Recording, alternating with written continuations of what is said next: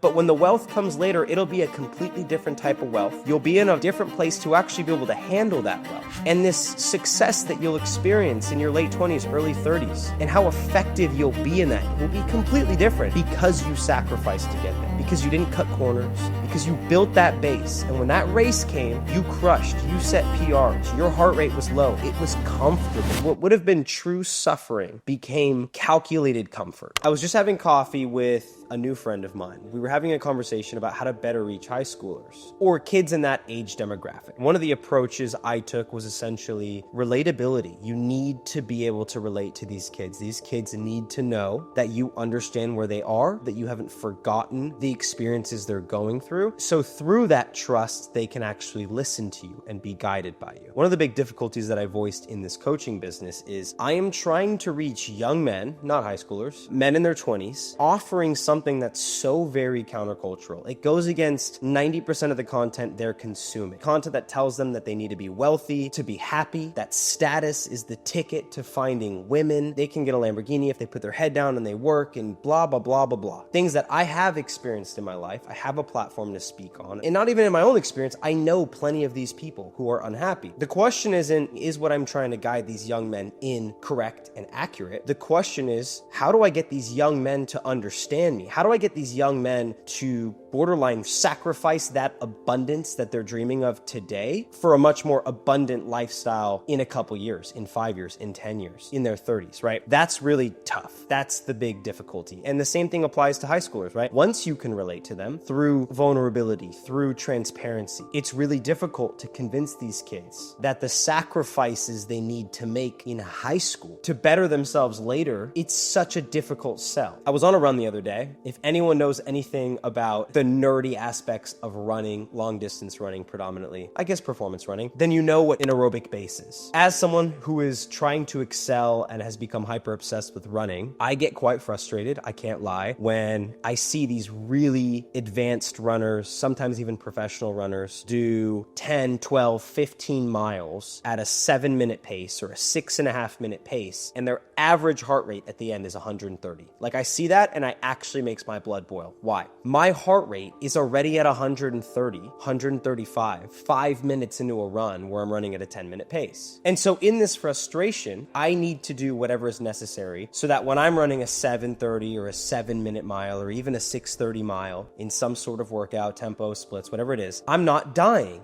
And my heart rate's not at 170 like it normally is. For those who don't know what building an aerobic base is, essentially you run slow to run fast. Running slow with a really, really low heart rate. And for a lot of us, that's 9:30, 10-minute paces, 10:30 paces, 11-minute paces. Zone 1, low zone 2, ideally, heart rate between 120 and honestly anything below 140. Like, that's the goal. I don't want to nerd out too much because it's sort of irrelevant to the point I'm trying to make here. The other day, I'm on a slow run, 5 miles, trying to keep that heart rate low. For some, they need to drop their ego to run slow. For others, it's just really difficult as you've focused all of your time and attention on form and running effectively. It's hard to slow yourself down because everything you're doing is so that you can be faster, so you can become quicker. It's a slow run. I'm building that aerobic base. I want to run slow. And there's this group of like 4 middle-aged people, men and women, in front of me. Seemingly, they look like they're running with as much ease as I am. It's frustrating me. It hit my ego. And I'm like, I need to speed it up a little bit and pass these people. And I noticed that. I noticed it was coming from a place of ego. I had to fight with myself and tell myself, no, right now, we run slow so that later, when it really matters, when there's a race, we can run fast.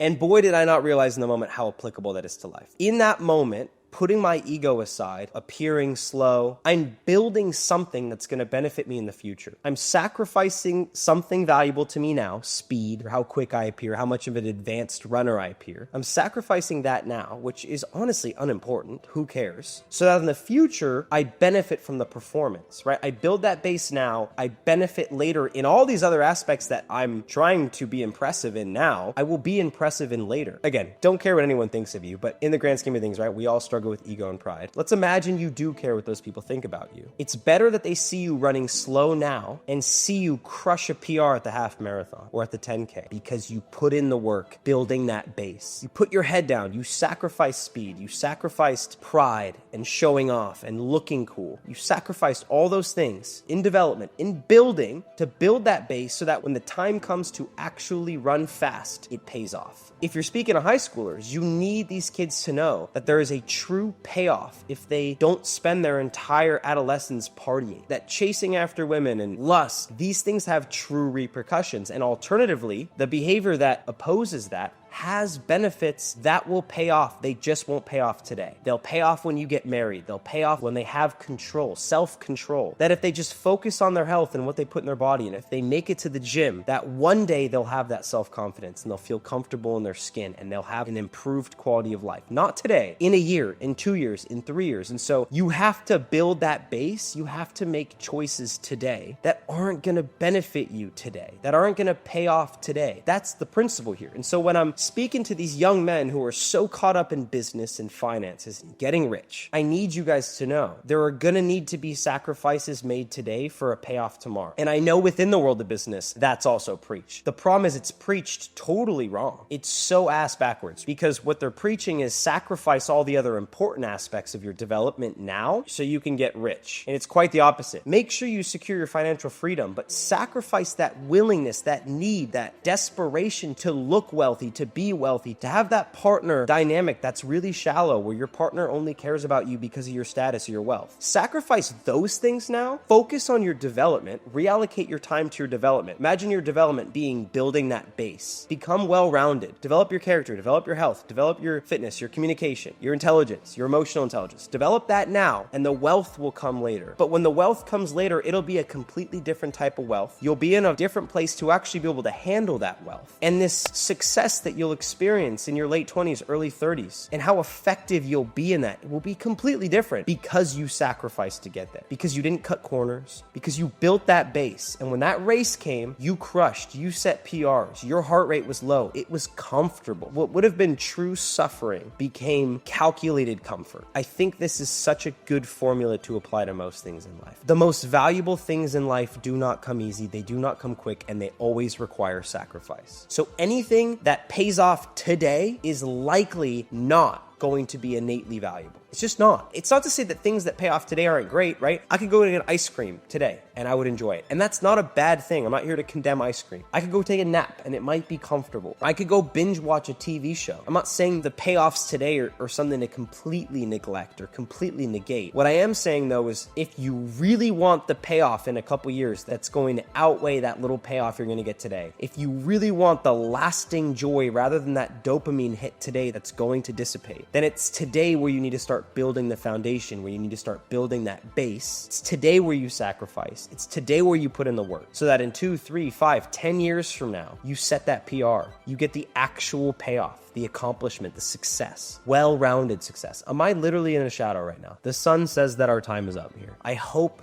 that analogy speaks to you. Thank you guys for watching. I appreciate it. Subscribe if you found value in this. I just launched my 20s handbook. I've put well over 24 hours, maybe 48 hours into this thing. It's for you to read. I could have made a video asset, but instead I chose to force you guys to read because reading is good for you. This is the handbook that's going to serve as the entire curriculum for all of the programs that just launched, and I'm giving it away for free. So if you go to unlock20.com or you go down below on my site, you just scroll down a little bit, put in your email, and it's free. I don't even have it listed for sale yet. So if you don't want to give me your email, you can wait till it's for sale. But right now it's free as long as you put in your email. I would love that if anybody reads it, you guys give me your feedback. It would mean the world to me as I put so much time into this. And this handbook itself will provide so much value without you even needing to join my program. Love you.